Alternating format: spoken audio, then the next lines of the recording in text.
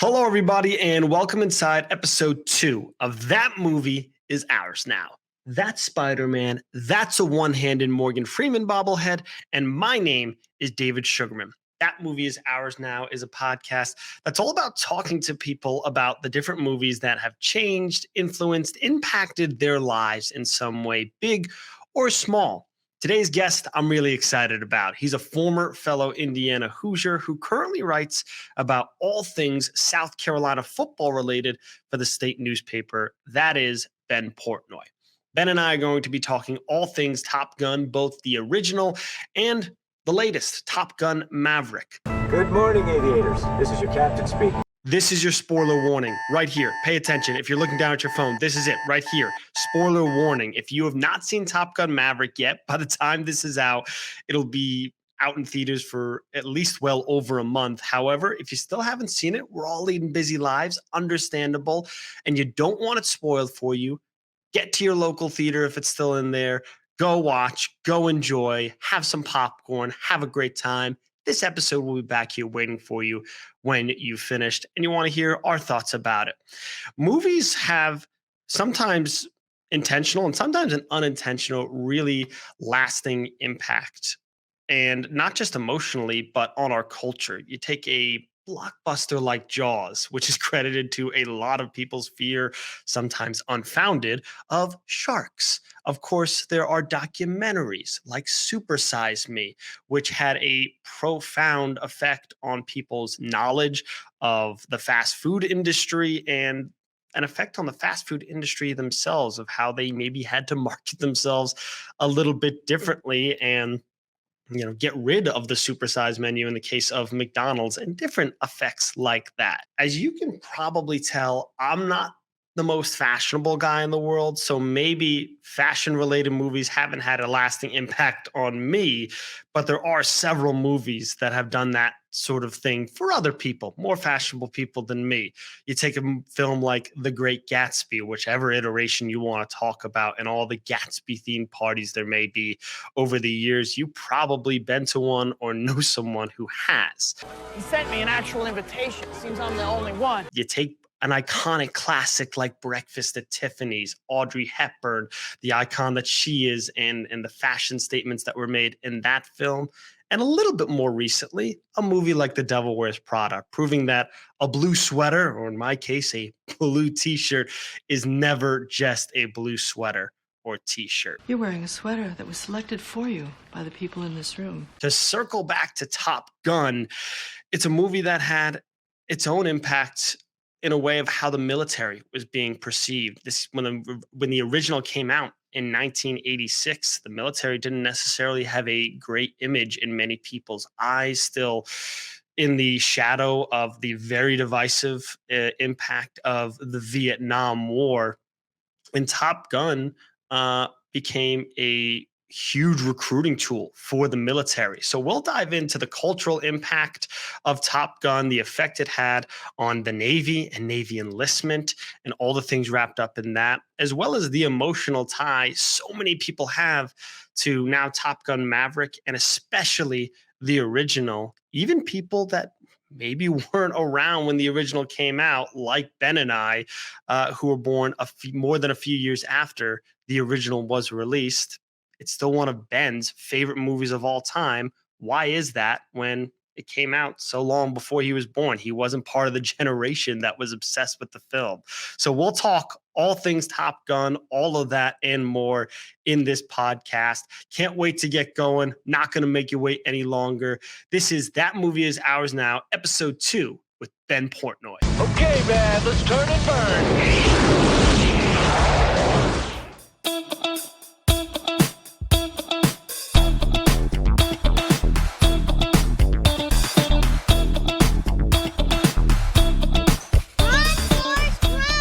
You're that spider guy. Spider bed. Huh? Spider bad. You want answers. I want the truth. You can't handle the truth. Life moves pretty fast. You don't stop and look around once in a while, you could miss it. Ben, how you doing, man? Thanks for helping us out today. What's up, dude? This is fun. I'm really glad we're doing this. This is awesome. Before we dive into all things Top Gun, old and new, just tell us a little bit about who you are, what it is you do on a daily basis. Yeah, so I cover South Carolina football for the state newspaper here in Columbia, South Carolina. I'm a writer, so that's sort of the bulk of what I do. Focuses on football, do a few other things here and there, kind of helping with basketball and baseball here and there, but mostly focusing on that side. I spent a couple of years in Mississippi covering Mississippi State, and that's kind of the background. Obviously, we go way back, going back to college and all that. But no, it's been fun. I've been here in Columbia for about a year, so that's kind of the general bio, I would say.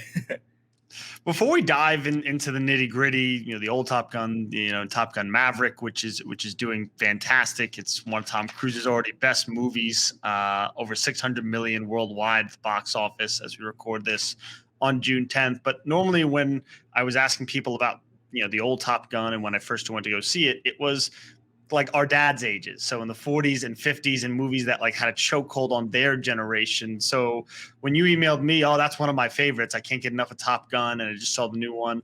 How did that become such a big part of your life? Because obviously it came out and had its moment long before you or I were on this earth. Yeah, no, it's a good question. I would say that the biggest thing for me, at least movie wise, and I guess this is more general than just Top Gun, but, both my parents always kind of grew up, pushing, not necessarily pushing, but offering movies that they had watched as kids or that they, really enjoyed when they were around our age. And I think Top Gun was one of those that worked its way in the rotation. I think you and I joked before we recorded that I think the first R-rated movie I ever saw was Animal House. And that was at 10 years old. So that was kind of my intro and sort of indoctrination into movies was sort of what my parents grew up on. And I think, Top Gun was one of those that I think, our parents' age was one that just about everyone had on VHS. And even, I can think of friends of mine that had it on VHS, growing up and all that. So I think it's one of those that it just sort of worked its way into the rotation. It's one that I've always loved. I could watch it 100 times and not get tired of it. I just think it's really fun. It's kind of wild. It's, it's a little, there's fun comedy to it. And I think that, I felt that way about the new one too, that just the tone really matched it nicely. And just as ridiculous as it is, it's just fun. And I think that's kind of what makes movies so great is just sometimes you just want to walk in and watch something that's fun. And I think that's kind of what Top Gun is and why it was something that I always loved growing up and why it was sort of always in my rotation, at least as well. It begs the question, and I'll give you this. Does a movie need an enemy? Because nobody knows who they're fighting in Top Gun. And spoiler alert, if you haven't seen Maverick yet, kind of the same thing, very, very vague. What do you think that sort of does for the film? Because it kind of proves we don't necessarily need a big bad villain. Yeah, no, it's a good point. I actually wanted to bring that up because I thought that was one of the things that was in a funny way. I thought that just kind of worked. I'm kind of glad they went with it. I thought it was a little ridiculous, a little absurd in the first movie, but I was, the fact that they kept it consistent, I was like, okay, it actually works now that you're sticking with it. But no, I think that, it's definitely vague. And I think that, it's definitely when you look at when this movie came out, right? 1986. This is it's sort of height of, Reagan and everything that kind of comes with that and sort of the idealistic America and all of that stuff. Right. And I think that that's kind of what this plays into. I remember when the new movie was coming out, I was doing some reading and I was reading for story and someone had linked to it, the 1986 story from the Washington Post about how Naval Academy enrollments had gone up because of the movie. And I know that's a long held thing and it's just a funny sort of tie to this whole thing. But I think that it's certainly idealistic and a little crazy that way. But like you said, there's not necessarily that the sort of bad guy is very vague in this. I think we could all kind of assume that it's the Soviet Union, but it's not, it doesn't take any kind of, brain surgeon to sort of figure those kinds of things out, but delve too deep into it. But I think that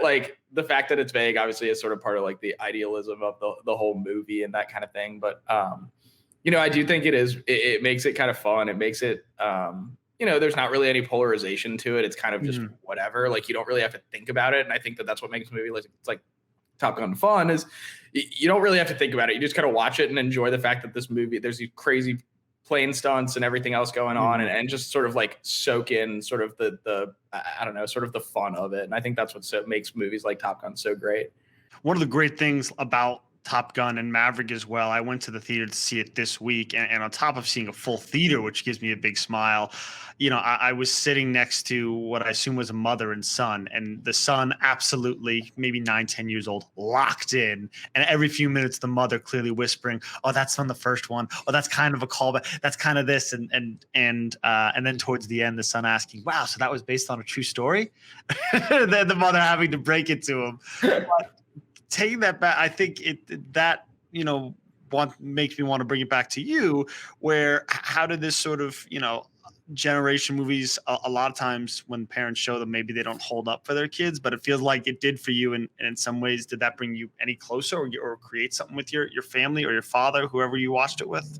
Yeah, no, it's a good question. I think that my dad and I have always been really into movies, and he's been the one that's always been really into, watching movies with me and that kind of thing. And I think that he's one that introduced me to all sorts of stuff, and definitely on the comedy side. I mean, I think of like Animal House, Blazing Saddles, sort of the Mel Brooks sort of canon of those movies as well. And Spaceballs and all of those. But, then it kind of went from there, right? Like, I think like we always watched The Breakfast Club or sort of, the John Hughes movies, obviously, being in Chicago for when I was in high school and all, like those things obviously tied in, and the Ferris Buellers and all of those things. And so I think that like life experiences brought some of those to me as well. But I think that those were always movies that like my parents loved and definitely, were part of our relationship. But, it's funny because you mentioned sort of the mother-son thing. I was watching it with Top Gun Maverick with my girlfriend Ashley, and we were talking about, it was funny. She had just seen Top Gun, the first one, I guess a week or 2 weeks before that, because I knew I really wanted to see the new one. So so she indulged me and watched the old one with me, and then we went and saw the new one. And I was kind of like,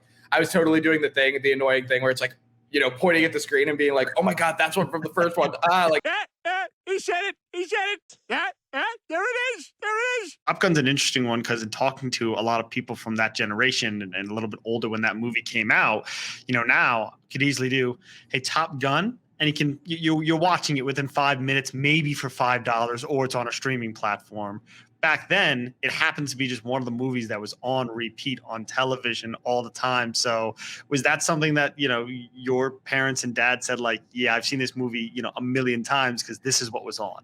Yeah, I mean, I think that was definitely part of it. I think that kind of like you said, I mean, this was a movie that, correct me if I'm wrong, but I think this was a movie that was sold really cheap as a VHS when it came out. So that was part of it. So people just had this VHS all over the place. Obviously, it was on cable all the time. I mean, I can't count how many times it was on, running on HBO or something like that. And we just found it in the channel guide when we were kids. And that was just, you flip onto it and it gets to, Ice and Mav or, going back and forth in the locker room at each other, and Iceman does the whole like patented like bite thing, and it's like, all right, I'm ready to go, like hell yeah, let's lock in, let's do this. And so I think that it's a mix of both. I think it's that for my parents it was obviously a movie that was always around just because of VHS and that kind of thing, and then it kind of evolved for my generation and then my brothers and everything else as a it was also always on, but in a different format, obviously through cable or VHS or streaming now.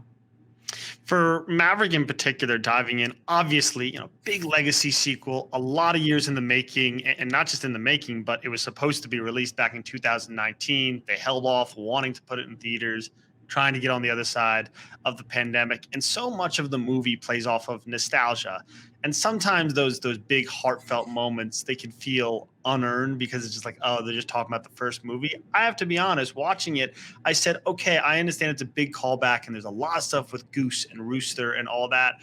The moments felt earned though for me. They felt real. And how did it feel for you?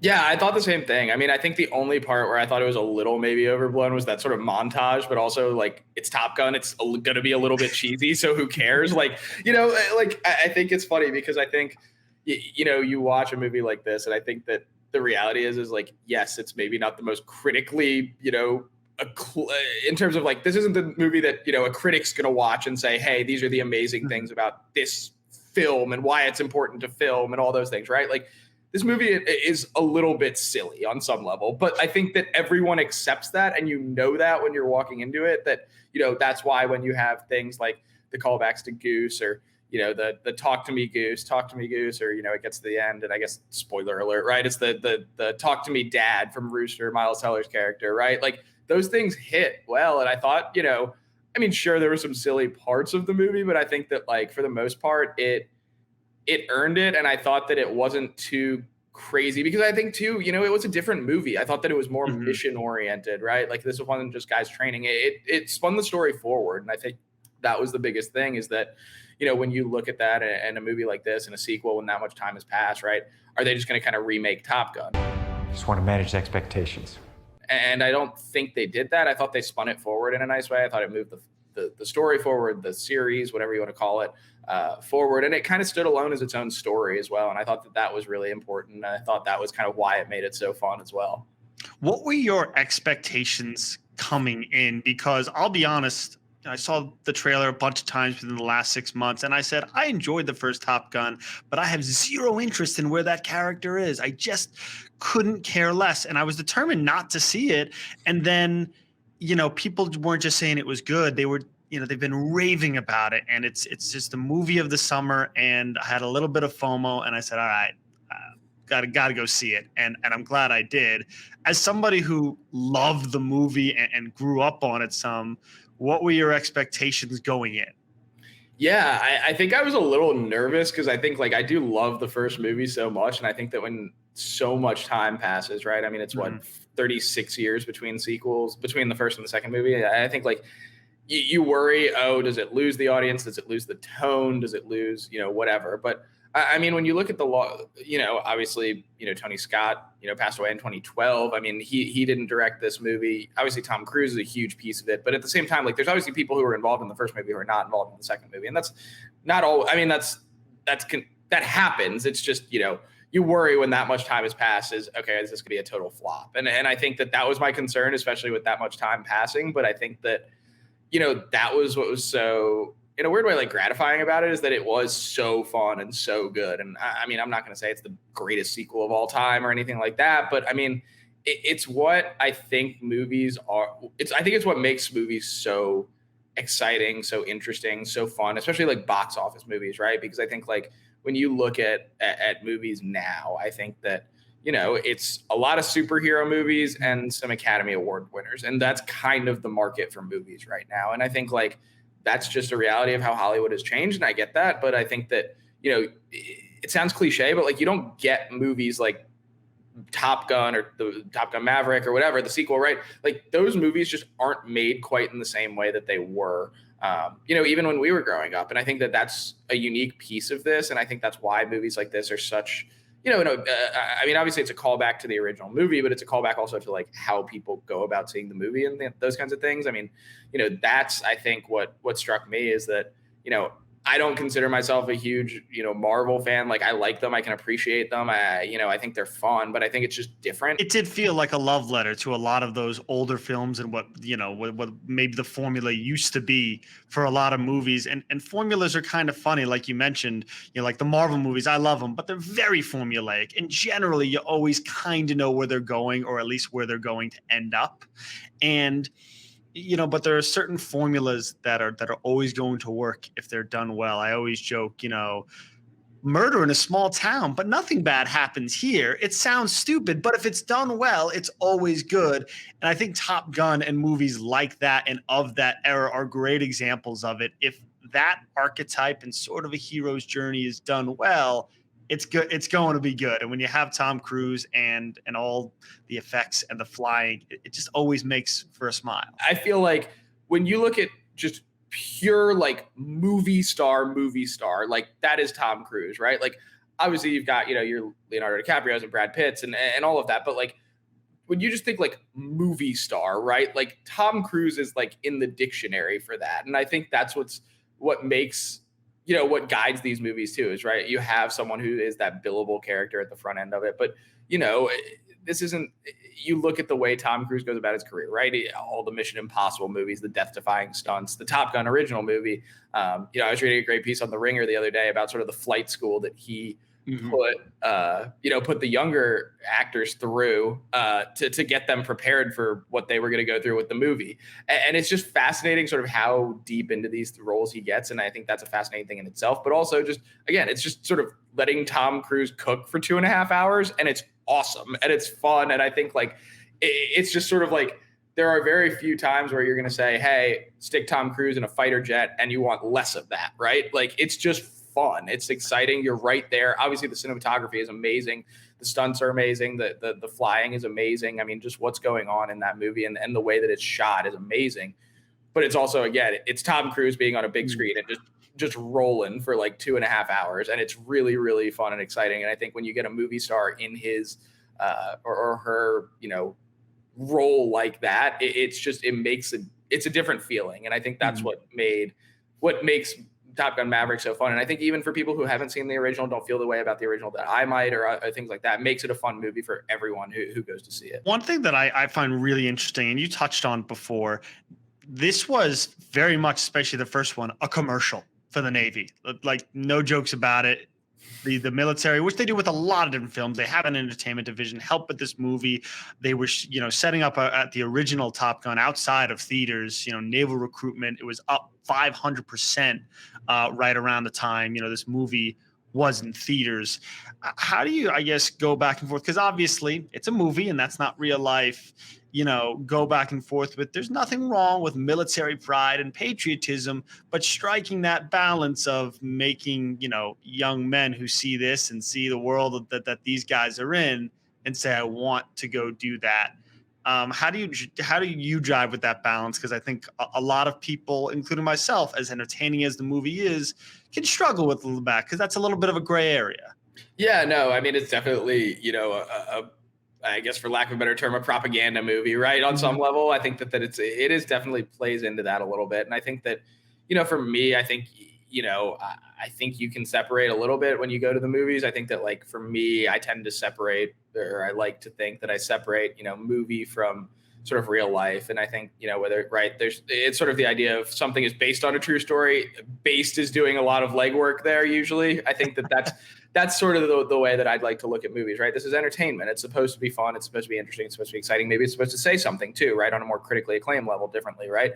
But I think that when you look at a movie like Top Gun, like you said, like, I can understand why people are conflicted. I can see why that, might jibe some people the wrong way and that kind of thing. But I think that, ultimately, this is a movie that, even if it is being, maybe underwritten by the Navy, obviously the first one was on a million different levels, and the second one there was obviously some involvement as well. But I think that that's one of those things that it's part of it, and I feel like you can, I don't know, maybe it's ignorant to say you can look past it, but I think that if you take it for what it is just sort of a commercial or a propaganda piece a little bit, or just sort of a cinematic experience, I think that that's how I've gone about it, at least. Yeah. I think, in terms of that side of it. Definitely, the fact that it gets a sequel 30 some odd years later obviously shows this is a generational movie. As somebody who I only watched the film for the very first time, the original, last summer. They showed it at our local theater. As somebody who was shown it as a kid and is clearly stuck with them, you've got the connection with your parents. You mentioned it's maybe not the most, like, critically trying to say something type movie, but how has the movie changed for you in any way, the way you feel about it, or your closeness to it versus maybe just being a kid and being like, oh, those guys are cool? Yeah, I think that, I think that, as you get older, right, there's different pieces that you're drawn to. I think, the first time it's sort of like, yeah, Maverick's awesome. He's super cool. Like, that's the rogue guy. He's so cool and fun. And, that's the guy you want to be. But then you think back, and as you get older, right, the more times you watch it, I think, like, you get more empathy for, Goose's family or things like that, right? Like, these things happen and people are left to move on, and it's a really difficult thing. So there are different features of it that you latch onto as you get older, more mature, whatever you want to call it, right? It is, again, it's Top Gun. I mean, I don't think, like, culturally it's trying to say a whole lot, but I think that, there are pieces of it and sort of like empathetic sides of it that you can draw to. And I think that, as you get older, that relationship changes with the movie a little bit in terms of what you're drawn to, what you see, what sticks out. And I think those are pieces of sort of what, what makes the movie fun. Cause I feel like I see something different or catch something different or see a little different thing every time I watch the movie. No doubt. And you mentioned, the emotional aspect to it and being drawn to different things other than the off the walls, awesome action. I don't think, the theater I was in, there was a dry eye in the room for people who loved the movie, when, Iceman and Maverick, share their discussion, or unfortunately lack thereof. Yeah, that totally hit me. Like, I definitely shed a little tear when that happened. I think there were a few moments where I'm just kind of like, yes, this is awesome. Like, let's lock in. I'm ready to go. But then it did have a little bit of heart to it. I thought that was a moment. I thought there were moments with Miles Teller and Tom Cruise as well, where you're sort of seeing that play out. I think that also too, just when, the first music kicks in, right? It's sort of, I wasn't ready to cry because, Danger Zone by Kenny Loggins kicks in, but it's sort of like, holy cow, like, let's ride. Like, this is awesome. Like, I'm ready to go. And I think that, there are pieces of it that you just kind of you get kind of revved up or get drawn into it. And like you said, I think there is some heart at this movie. I don't think it's, it's certainly not trying to say some crazy love story. And I think, like, the Jennifer Connelly side of it, I think she's really great, but I think that character is pretty shallowly written. But I think that, it still gives it some heart. It gives Maverick a purpose, I guess, if you want to call it that, and gives some depth to that side of it. And again, like you mentioned, sort of the moment between Val Kilmer and Tom Cruise and Iceman and Maverick and in person and all of that, I think that was really important. I mean, I'm not, say anything, movie folks know, but like, Tom Cruise was a big part of why Val Kilmer was in this movie, and he fought for him a lot to get in this movie, and all the sort of the health issues that he's dealt with over the years. I think it's diagnosed with cancer in 2013, give or take. So it's been about 10 years. I mean, this is something that he really can't talk, and I think that it is a really powerful moment, and it does pay off. And I think that that's what's so good is that in a movie like this, there are kind of moments where you sort of forget you're in a Top Gun movie, because as fun as it is and as crazy as it's supposed to be, it does have a little bit of heart. And, even the scene when, Miles Teller is Goose's son is playing the piano and playing Great Balls of Fire, and Tom Cruise has been thrown out of the bar, and all of a sudden he hears the music and kind of perks up. And it's like, first of all, the spitting image. I'm surprised we've gotten this far in and haven't talked about how incredibly amazing that, like, the casting there. Miles Teller looks exactly like Goose and Meg Ryan's son, but Anthony Edwards and Meg Ryan's son. But no, I think that was, those are moments that they're self-aware, but they work. And I think that they're functional. And I think that, like you said, I think that they give the movie a little bit of heart, and they give it a little bit of empathy that takes it away from being maybe just a straight, poster for the Navy or something like that. Yeah. Hard to ground a movie like that sometimes, but I agree. I think there were enough beats and enough slow down moments that it did it really, really well. Even if you were seeing it for the first time, if you haven't seen the first Top Gun, you can go see this. They'll fill in the holes for you along the way. You'll follow, and you'll probably enjoy. There's nothing to not like, even if it's not your thing. A couple rapid fires before we get out of here. The first one, I'm adding special for you. What's your call sign? Gosh. Oh, man. Because you got to have something cool and slick. That's a good one. Fellas, this here's Bagman. Hangman. Whatever. Man, I don't know. I don't know. Do you have an answer for your call sign? I feel like Sugarman lends itself. I've been called every name in the book, so I gotta maybe just Candyman. Candyman. Just short and no pun intended, sweet. I feel like that lends itself to a lot of. I've had a lot of nicknames, not always by choice over the years because of that. So I feel like just play off of that. That's funny. No, that's a good one. That's a good one. I'll come back to it. I'll think as we're getting through these last few questions. I'll come back to it. I'll have one ready for you. Deal. When they make the movie about Ben Portnoy, who is and they've come to you to help with casting, who is playing Ben Portnoy? I mean, I feel like obligated to say Brad Pitt or something, right? Like, I think that's got to be my pick or something. I think that Brad Pitt could be my could play me in a movie someday. Maybe. I don't know. I don't know if I've done anything that exciting, but maybe one day. If there was a movie ending that you could change out there, what is the one that you would change, and what would you change the ending to? Change the ending. What would I change it to? That's a good question. Oh, okay. I'll give you one. Dead Poets Society.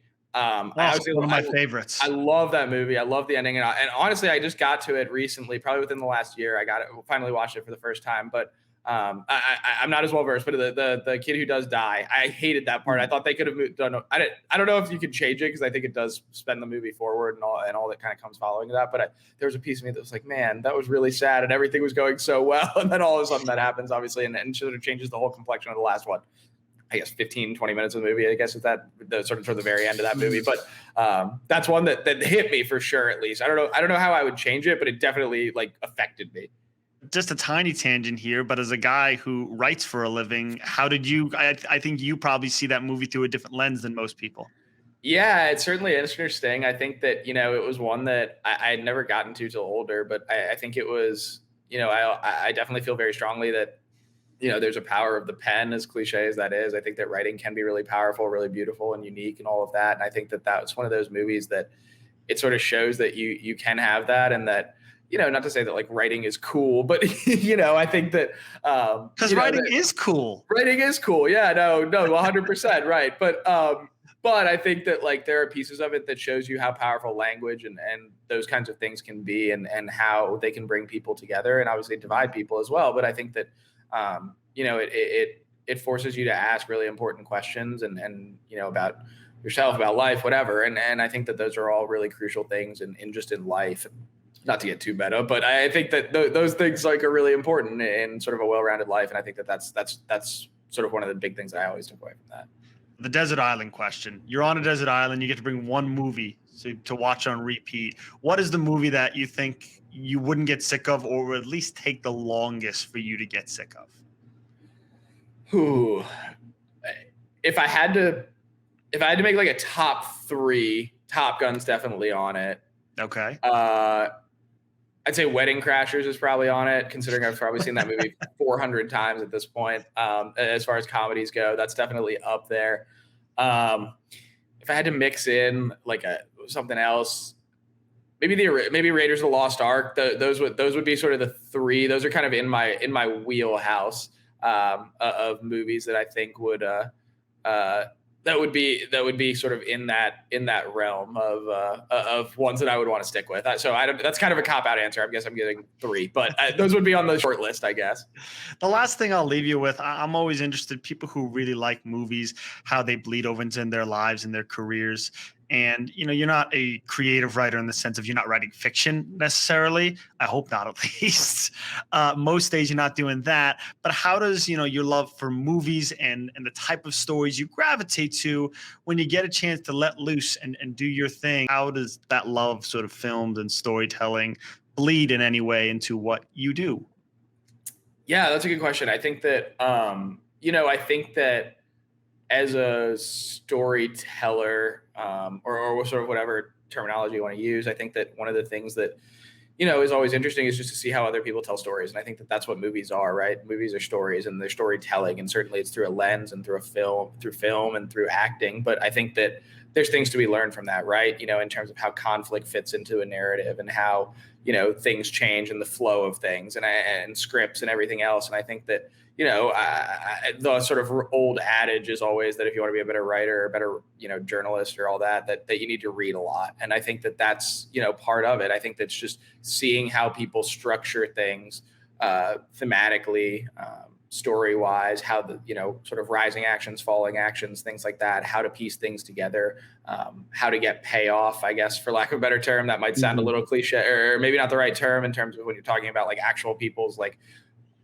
lives and those kinds of things, but in terms of how to structure a story to be effective and have an impact on people, I think that those things all tie together. And I think that, to me, I've always loved movies. I've always loved sort of like the nostalgia piece of it. Like, I think that's why I love 80s movies so much, and Top Gun obviously being one of those. But, pick an 80s movie and I'm probably pretty into it, or I'm down to try it or watch it or anything like that. And so I think that that's, all of those things, I think, are things that tie into what I do day to day in terms of my actual job. And I think that that's important. I think that, even just, if you talk about history and nostalgia or whatever, like, I think like I spent a lot of time writing about like past games or people who were part of programs in the past, or, reflecting on old history or something like that. I look back, I wrote a story about the first game that was played after the first college football game that was played after 9/11. It was a South Carolina Mississippi State game, and I interviewed a whole bunch of people about that and wrote this really long story about it. And that was for the 28th anniversary last year, and I think that was sort of a piece of that. Not necessarily nostalgia, but something that was obviously a really shaking experience for a lot of people and sort of this country. And then you obviously go and have to play a football game, especially as a writer. Like I probably look at it or watch for like story differently than other people do. And I think that's sort of what I take from it, at least. Ben, before we let you go, where can people find you if they want to see more of your work, more you tweeting about movies, more if they're South Carolina football fans, where can they find you on social media and your work? Yeah, I can just find me on Twitter at bportnoy15. Yeah, I think that's it. Yeah, at bportnoy15. That's the Twitter handle. I was about to get into the email address, but I stopped myself short. But yeah, at bportnoy15 on Twitter. That's the spot, or on I guess thestate.com is a good spot. Now that I'm thinking about it, I feel like my call sign would have to be like Notebook or something like that. I don't know that that's super exciting, but I feel like that's what it has to be. There's a clue on the notebook. Wow. It sounds like somebody tactical. You're the latitude and longitude guy. That or like Pen Pal or something. I don't know. I'm going off the writing thing, but I'm sure that those are all on the short list, I guess. I don't think there's a bad one, and if there is, that's definitely not it. Notebook. You can be my wingman anytime, Notebook. Ben, this was a blast, man. Thanks for hopping on. Thanks for helping us out. And be sure to follow Ben on Twitter and follow the State for their great work, especially if you are a South Carolina football fan. Ben, thanks so much. And I know you're about to go on vacation, so have a great one, my friend. Can't wait. Thanks, man. I appreciate it. This was really fun. Guess I'll see you in the movies.